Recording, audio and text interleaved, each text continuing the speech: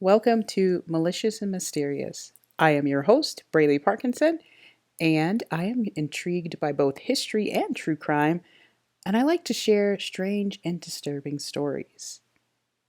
Today I am covering a brutal crime that took place in Ypsilanti, Michigan. I will be using primary sources for this episode, and I will include the links to the newspaper articles, which I found on newspaper.com. If you are familiar with the 1931 torch murders, you might hear a few things that aren't typically mentioned when the case is covered. Not that it's covered often, by the way, but I think that that's because most of the time primary sources are not being used. If you rely on more contemporary sources, it seems that some of the information has completely changed from what was originally being reported. And that is why I want to go back and read what was being written in the newspapers at the time of the crime. I may read some newspapers from 1931, and if I do that, I just want to warn you that they do contain some language that some people will find offensive. But when I read them, if I read them, I'm going to say exactly what's there because I think it's important to just be honest about what was being written at that time and let you determine what you think about that.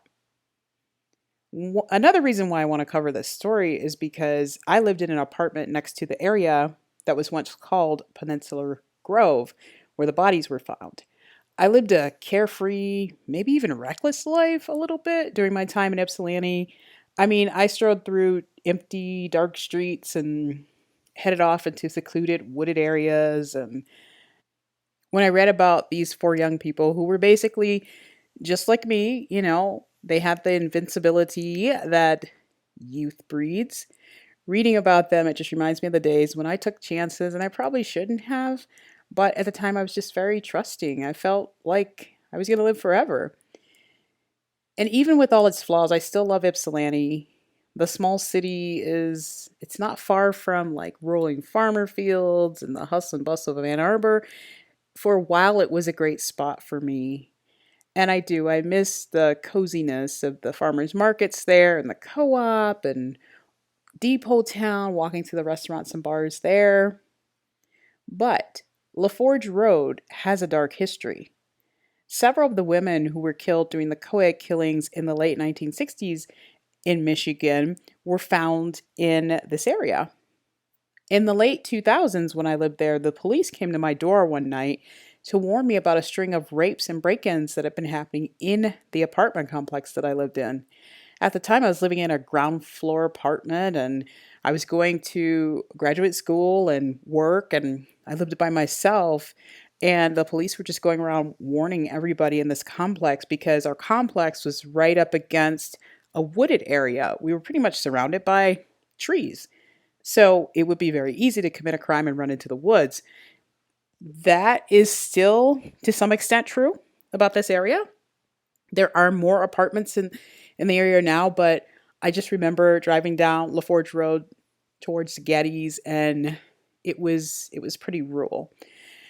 So it was kind of a good place for crimes. But one night the police came to my door and they said, if you can move, do it. It's not safe here.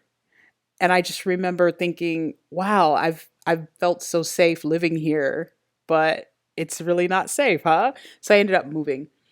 But it just makes me think, man, is there like some type of dark energy hanging over that area? I don't know. But before we talk about the case, I'll tell you a little bit about Ypsilanti. Ypsilanti is located in southeastern Michigan. It's about 30 miles from Detroit and about 12 miles from Ann Arbor. The Potawatomi tribe would cross the Huron River at this point in the past, and it served as a camping and burial ground for the tribe before European settlers arrived. French explorers set up a trading post in 1809, and once it was incorporated into a town, it was named after General Demetrius Ypsilanti, a Greek hero who battled against Turkish tyranny in the Battle of the 300. In 1930, the town had just over 10,000 residents, and it was home to the Michigan State Normal School, which it was the fourth normal school in the United States. And later on, that school becomes Eastern Michigan University, which is still there. This area is very rural and agrarian, even though Ypsilanti is a small town. There's also Ann Arbor, which is a city. It has the University of Michigan there. But Washtenaw County in general is, they're farming communities in this county. A lot of Wayne County would be that as well at this time. The United States at this moment in history was moving deeper into the Great Depression. This is 1931, and so the Great Depression is in full swing. Prohibition is in effect, and a large criminal element is moving in the shadows. Crime is rampant in big cities, and Detroit is a hotbed for unrest for protests by the United Auto Workers, alcohol smugglers, and the underbelly of powerful entities like Ford Motor Company. Keep these elements in mind as we discuss this case. On August 10th, 1931, Harry Lohr, Thomas Wheatley, Anna Harrison, and Vivian Gold head out for a night on the town. The boys were both from the Ypsilanti area, and Vivian Gold was Harry Lohr's cousin. She had come into town from Cleveland with her friend Anna Harrison, and they were staying with Harry and his parents. The ages of the boys and girls change depending on what newspaper account you read. So we're going to say they're Thomas, Harry, and Anna. They're all around 17, and Vivian is 15. Thomas and Harry, they were farm boys from the area. They had gone to Ypsilanti High School together. That's where they met. Some reports say that they had dropped out by this time and, just were taking up farming. Other reports say that they were set to be seniors in the fall. Either way, they both lived in the area. And Vivian and Anna Harrison, they were quiet, studious girls, athletic. And Vivian had invited Anna to go to Ypsilanti with her to visit Harry, her cousin. The parents did not want her to go, Anna's parents, but they decided ultimately to let her go with her friend. It was August, so school was still out. It was the summer. It was the perfect time to take a little trip. So that's what Vivian and Anna did. The girls arrived on August 8th, which was a Saturday, and the boys were their constant companions after that. They toured various sites in Ann Arbor, and on the night of the 10th, the teens were going to a theater in Ypsilanti. Thomas Wheatley asked his father if he could borrow the car so that he could go to a junior league meeting in Ypsilanti. The elder Wheatley said yes, and Thomas went to Harry Lohr's house around 7 p.m. August 10th and picked up the other three teens. Now, this is where, depending on what newspaper article you read, the story varies. Some state that the teens made it to a movie at 9 p.m. Others say they may have gone dancing. And then as the investigation progresses, there start to be questions about where the teens were at after 8 p.m. Now remember, they're leaving Harry's house around 7. So this seems to be a very gray area. We don't exactly know what they were doing after 8 p.m. according to later articles, but we do know where they were last seen. And this is very interesting. The last sighting of the two couples was at Grandma's Pantry, which was an all-night cafe in Milan, where a 19-year-old waiter named Norman England served them sandwiches sometime between 2 and 3 a.m. The waiter also mentioned that the teens were not alone. They were accompanied by a large middle-aged man. The large middle-aged man was talking with the boys, and they were discussing Harry Lohr's illness. The illness, according to England, was that Harry was drunk. This is an important point to note because at this time, Prohibition is in effect, so serving alcohol is illegal. But it could be easily found at blind pigs and speakeasies, which lined the Michigan countryside. These establishments were run by criminals and they attracted unsavory characters. In order for Harry to be drunk, the kids would have had to have gotten their hands on some alcohol, which suggests they may have come into contact with some dangerous elements. Around 5:15 on the morning of August 11th, a farmer entered his kitchen and saw an automobile ablaze outside his window. Some reports state that the farmer was awakened by the blaze, while others say he simply couldn't sleep, got up, headed into the kitchen, and saw that something was burning outside. In any case, the farmer was the first person to see the fire. He contacted law enforcement and went to put out the fire. His name was Harvey Sancher, and here's what he had to say. I heard the sound of a racing automobile along the road. Then I saw flames rising down by the pasture. I ran down there. A good blaze was rising from the automobile. It looked to me as if the bodies and the inside of the car had been soaked with gasoline. The flames spread the way they do when gasoline or kerosene is used. The windows were closed, but the heat shattered them. I could see the mud from last night's rain where the big car had come alongside, skidded to a stop, and then turned around and headed in the opposite direction. End quote. The last part of the quote is different in some papers. Instead of saying that the car headed in the opposite direction, a few accounts say that the car headed south. Now, the place where the bodies were found was once called Peninsular Grove. The Lonely Road was the dividing line between Wayne and Washtenaw County. It was on the banks of the Huron River, and thickets of trees lined the sides of the road, and it was known to be a lover's lane. Since this road was dividing Wayne and Washtenaw County, this led to a battle between the agencies about who would be in charge of the investigation. This is another interesting point because Wayne County is where the city of Detroit is located, and it does make sense, maybe, for Wayne County to be in charge because they have more experience with murders and crime in general because they have a larger city and there's more crime taking place there. But the boys that were murdered were from Washtenaw County, and this is the county line. So really, either one could have taken this, but in time, it's revealed that there are crime scenes that are in Washtenaw County. Evidence is found in different places and things like that. So this was an argument from the beginning, but they start investigating anyway. There's an argument. The governor takes it up while they're waiting to hear back from him. They just get down to work. So one of the first things that happens is that Washtenaw County Deputy Lynn Squires found a key and a few coins on one of the bodies. He finds out that the license plate was registered to Harry Wheatley, Thomas Wheatley's father.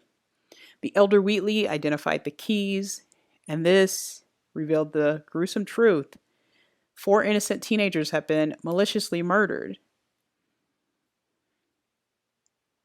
From there, they investigate the scene. There's a wrench found near one of the victims' necks, and a woman's shoe is found mashed into the grass near the car. Sheriff Jacob Anders said that a petting party of bandits had committed the murders. Sheriff Anders speculated that the 4 teens had parked to see the sunrise. He said they must have idled the car and a large vehicle pulled up alongside the couple and tried to molest the girls.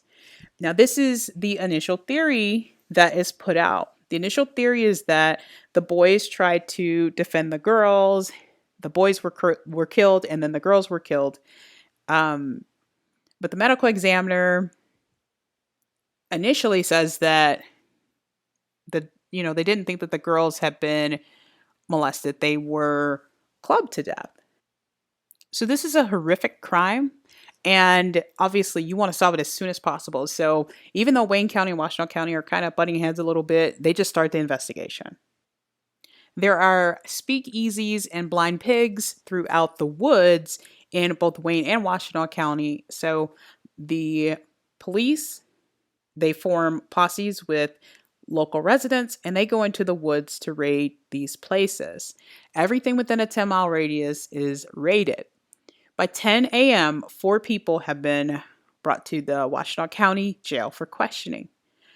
2 men, they had had a brawl and a blind pig, and they were released relatively fast. But the 2 other men were kept longer. At this point, due to the argument over jurisdiction, the governor of Michigan, Wilbur Brucker, quickly ordered the attorney general to take complete control of the case. The attorney general took over and headed to Ann Arbor. Also, a local sheriff invited Harry Bennett, the head of security for Henry Ford, to take part in the investigation. Now, Bennett actually lived very close to the crime scene. He lived on Geddes Road, a few miles from where the bodies were found, maybe even a mile. He had a legion of henchmen called the Ford Servicemen. And at this time, Henry Ford, Ford Motor Company, very powerful entities, and Harry Bennett, because he was the head of security, was also very powerful. And he lived in Wayne County. So I'm sure the Wayne County Sheriff was familiar with the fact that if you wanted something done, you could turn to Harry Bennett and it would be it would be completed. Now, Bennett was also allegedly a bootlegger who was moving liquor across the Detroit River from Canada. He was known to handle problems well, meaning that if a person became too much of a problem, they would be killed by the Ford Servicemen, who were a gathering of former military, criminals, mobsters, boxers, things like that. So this is important because, once again, we do still have the issue of Harry Lore being drunk. And we know that this is, like the areas around Ypsilanti are wooded and there are tons of speakeasies and blind pigs and things like that. And we also have Harry Bennett involved, who is involved in bootlegging as well. So this is a curious combination here because Harry Bennett, once he's in the case, he's in it. Now, back to the 2 men who were kept at the Washtenaw County Jail for questioning.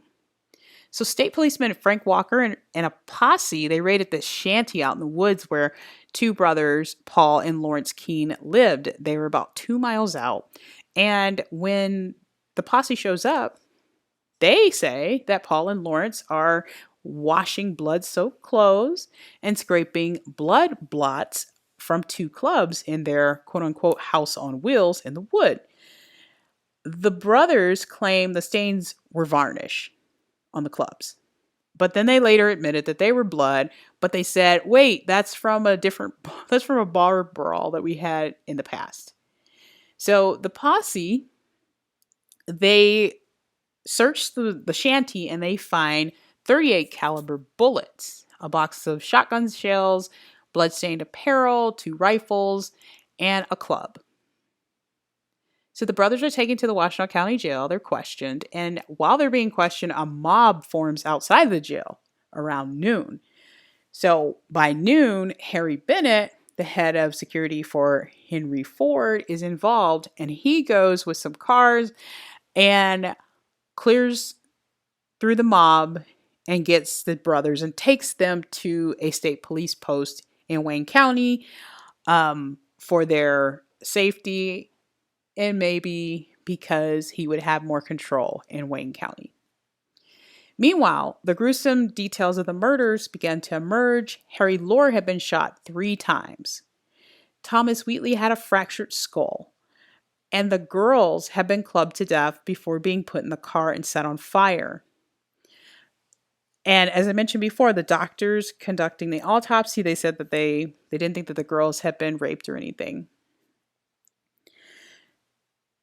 On August 12th, 1931, the next day, The Windsor Star reports that footprints were reported at the scene, and they revealed that the killers were wearing heavy work boots.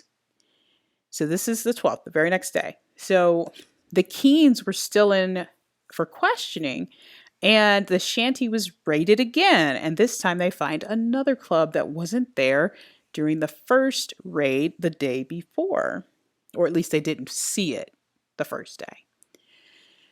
Police were also on the lookout for a third man named Whitey, who was known to annoy couples in the Lover's Lane. But at this point, the police didn't have a clear working theory.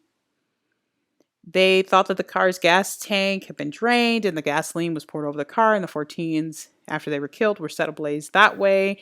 They also thought that the killings had taken place right there in Peninsula Grove.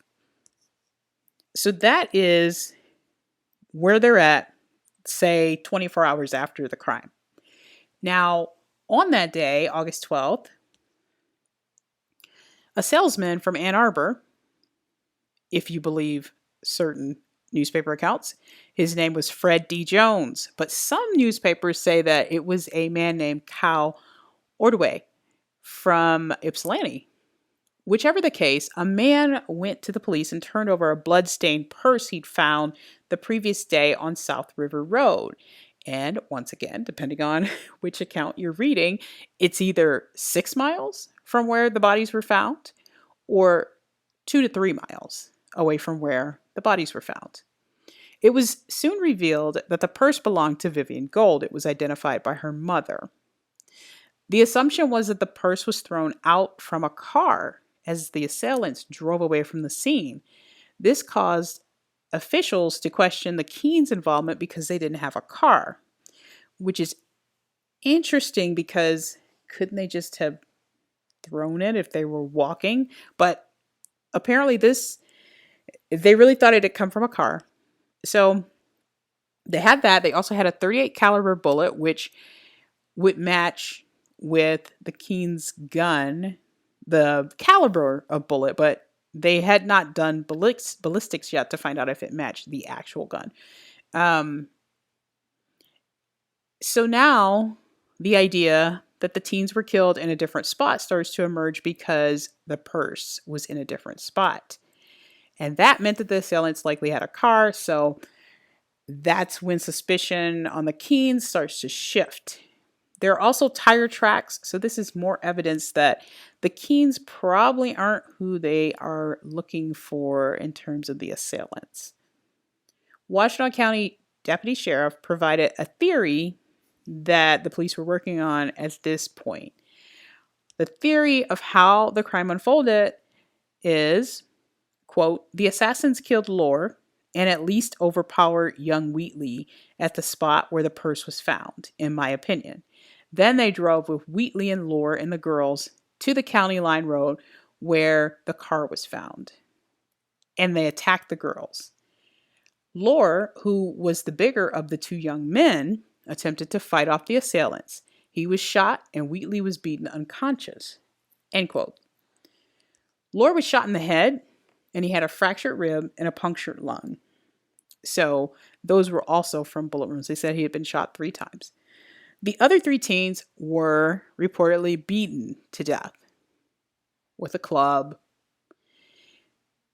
Now, let's go back to the waiter at Grandma's Pantry, where the teens were seen with a middle-aged man having sandwiches between 2 and 3 a.m.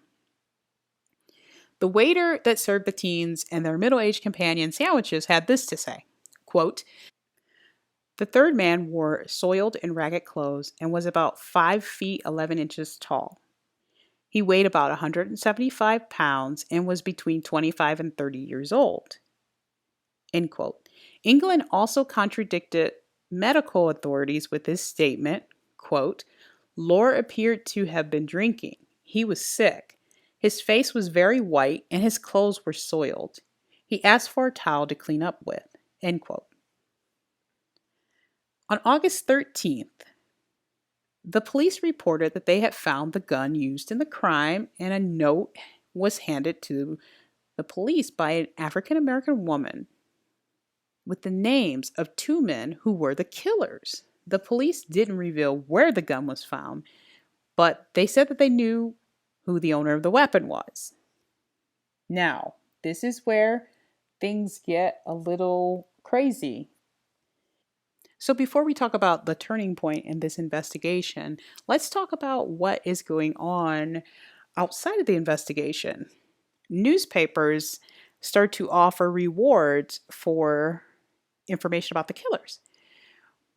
By the time a tip comes in, it's up to $5,000, which is a lot of money in 1931. Once there's a $5,000 reward, a tip comes in from an African American gentleman who says that he had been reading about the murders and then he had a vision. And because that sounds so far-fetched, I'm just going to read an account of what happened here. This is from the Times Herald from Port Huron, Michigan, August 14th, 1931. And the title is Negro's Vision Reveals One of Otto Pyre Slayers. And then the subtitle is Told Police of Suspicion. Laborer's dream found true. Quizzing unnerved suspect. Ypsilanti, Michigan, August 14th.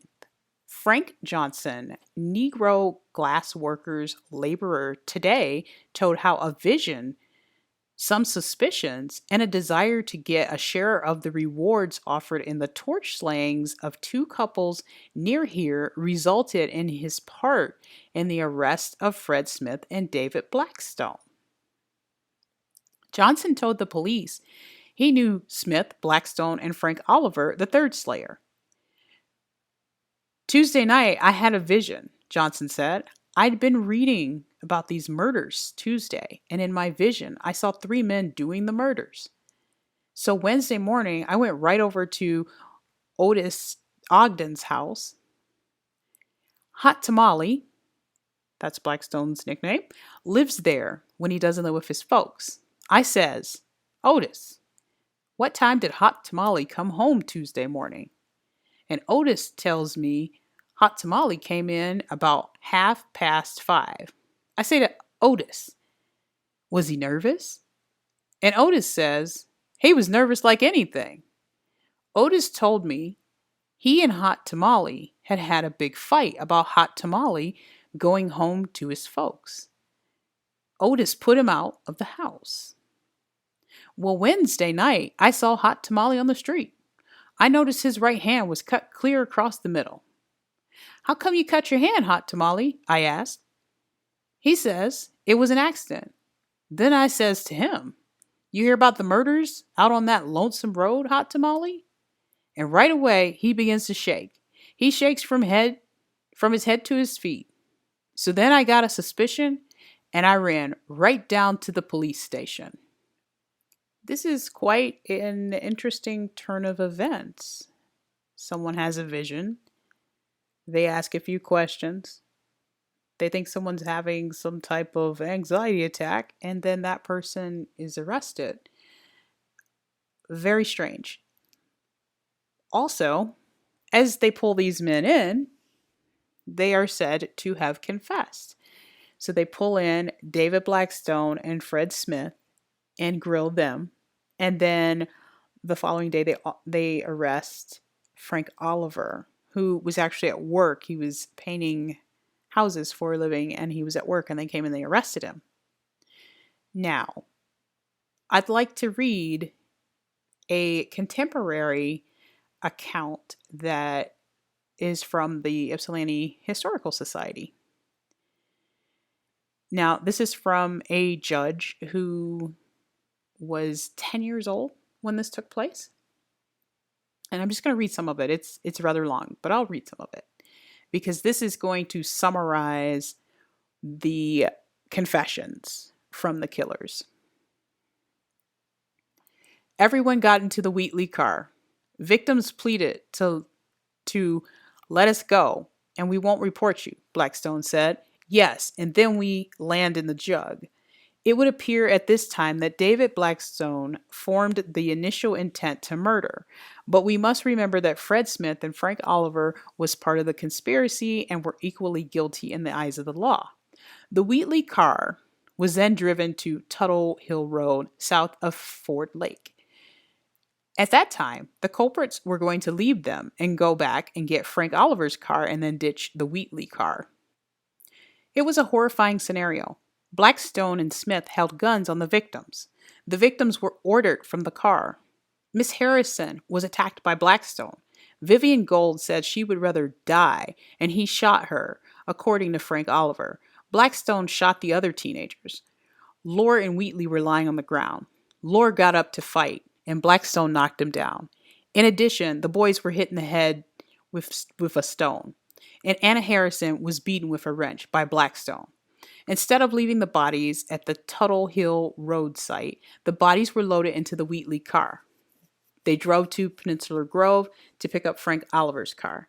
The defendants then drove around town a couple hours and debated how to dispose of the 4 bodies. The random route traversed Huron River Drive, Packard Road past the Washtenaw County Club, First Street in Ypsilanti by the Warner Dairy. At the First Street stop, Blackstone got a shovel, ostensibly to bury the 4 bodies. The car then continued a random route, Michigan Avenue West to Old US 23, past the airport, south on US 23, 2 or 3 miles to a country road, described as a lonely Washtenaw-Wayne County line road, about 3 miles south of Willis. It is difficult to visualize this horrible scene unfolding. A car with 4 dead bodies in it being driven all over the Ypsilanti area in the early hours of the morning. What a horrible contrast to the sleepy college town of Ypsilanti. So that is an account from a judge. I believe it's from 1997. This man went on to he was a district judge at the time, but the Ypsilanti Historical Society wanted to record what he remembered from this event because he was 10 years old when it happened. Now, if you listen to that account, now it talks about all of the teenagers being shot, which is interesting because that's not what is being reported in the newspapers. Now, as you read along, after the arrests are made, after they arrest David Blackstone, Frank Oliver, and Fred Smith, then some newspapers do have an account where they say that Anna Harrison had a bullet like beneath her thyroid gland or something like that. But most don't have that. Other papers also layer in information. They say that David Blackstone pawned Vivian Gold's watch in Detroit. I mean, there's just all this information, just all of a sudden, it just all comes out. And I find it interesting because contemporary accounts really don't include most of what's in the early accounts from the newspapers. And while it does sound like the Keene brothers probably weren't involved, there were so many speakeasies and blind pigs, it could have easily have been someone else. Also, the association of Harry Bennett in the case is interesting because of Harry Lore being intoxicated. There's also a few articles that say that a bottle of wine was found in the undergrowth where the car was found at Peninsular Grove.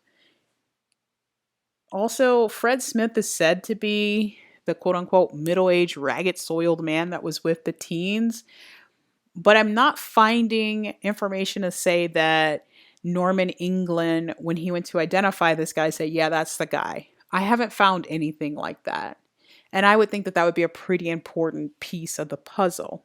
Blackstone and Smith admit to going to like a speakeasy in Milan that night. But this was not uncommon for people in the area to go out and find a place to drink. That's why these were so popular during Prohibition, because as we all know, when you make something illegal, sometimes it makes it a little bit more attractive. So basically, these guys are brought in for questioning. It's said that they confess. Their confessions don't really line up with what was being said by the police before they were arrested. So the story changes.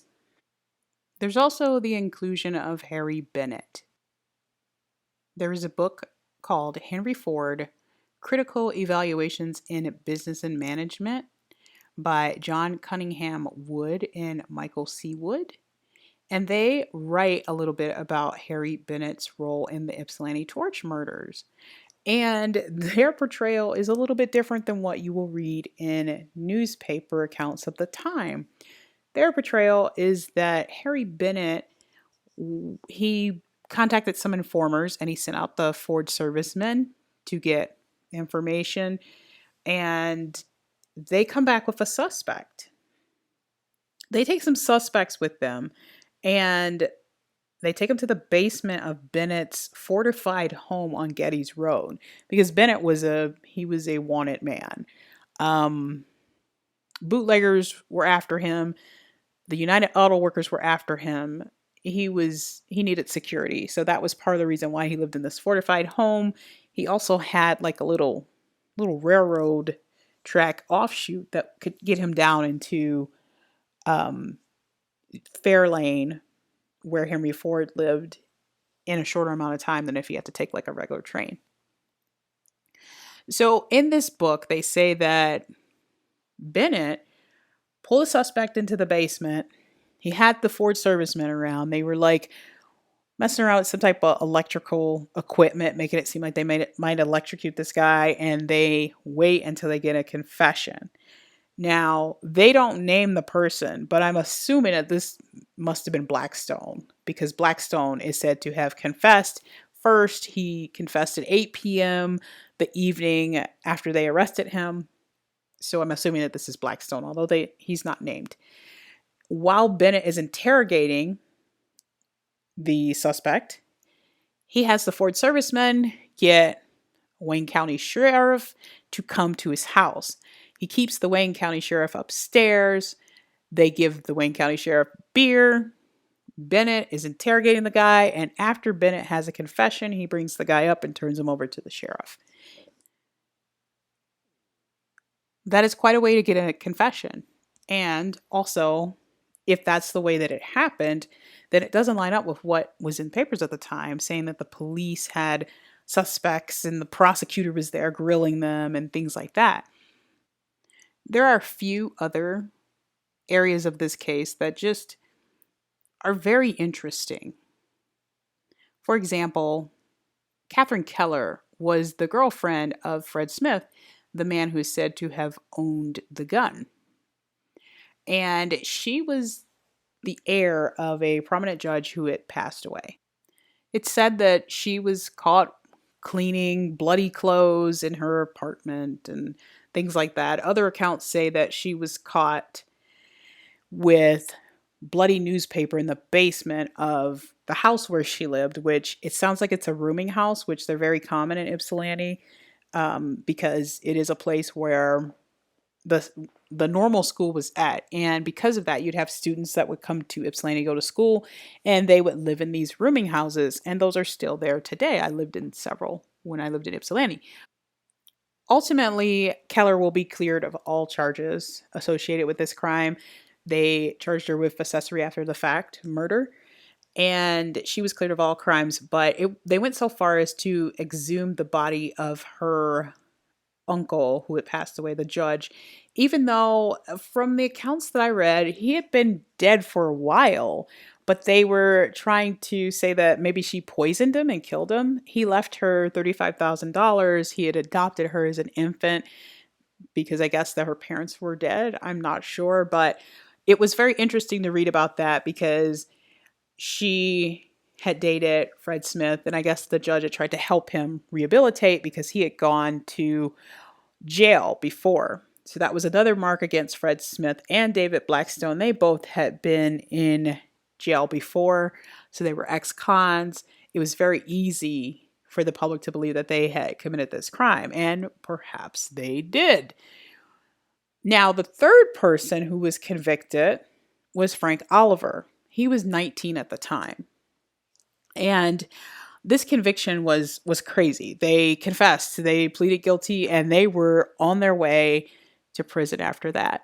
They end up going up to Marquette in the Upper Peninsula of Michigan because there are so many mobs that want to lynch them. They're taken up there for safety reasons.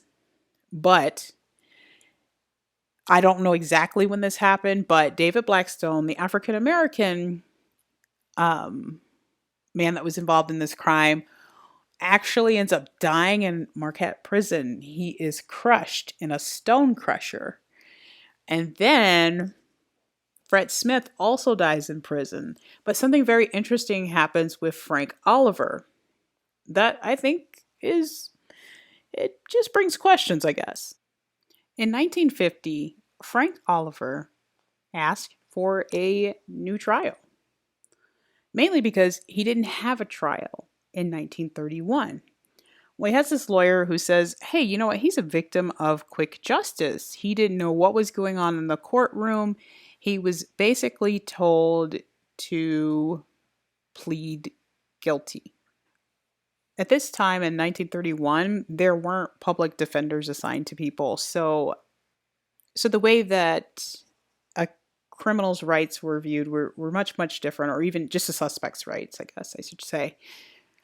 Oliver and Blackstone and Smith, they were all told to plead guilty because there were lynch mobs forming outside of the jail houses and, the courthouses. They were ready to kill them. And the attorney in 1950 argues that Oliver he was just in shock. And he didn't know what was going on. He was like, okay, whatever. Just get me out of here. So as soon as they plead guilty, like I said, they're whisked off to Marquette State Prison, and they're able to go there and get away from these crowds. And there actually are some articles where they state that Blackstone, he says that he would rather be in prison than free, because he does get beaten a little bit. Like he gets pummeled by the crowd and everything. And there are some pictures of him with his face swollen and stuff like that. So it's actually safer for these guys to be in prison than to be out on the street, because if they're out around the Ypsilanti Arbor area, they are going to be killed. But the story of Frank Oliver doesn't end there. In 1968, Michigan Governor George Romney commuted the life sentence of Frank Oliver. He was released after serving 37 years in prison. Prior to his sentence being commuted, Oliver had received some work permits. It seemed like he was going out and working in the community in some areas. And this begs the question, if he was involved in this gruesome murder of 4 young people, this is a rather fascinating case. And there are still little intricate details that I did not put in the episode because it would have just made it way too long. And some of them don't go very far. You can't find a lot of information on them. But I do find it interesting that once an arrest was made, these confessions that came out, they contradicted one another. They contradicted what had been written in the papers, what the police said was going on. But the people that made the confessions still went to prison. And after a significant amount of time, the last remaining one, the only one that was alive, had his sentence commuted. So I just think this is a really interesting case. The next time I am in Michigan, I plan on seeing if I can do a little bit more research on it, because it really is fascinating and I still have a lot of questions. But this is just an overview of the 1931 Ypsilanti torch murders. Let me know what you think. Leave me a comment below and tell me, do you think that this case was actually solved and justice was done? Did they arrest the right people? Why do you think that Governor Romney commuted Frank Oliver's sentence? Thank you for joining me, and I'll see you in the next one.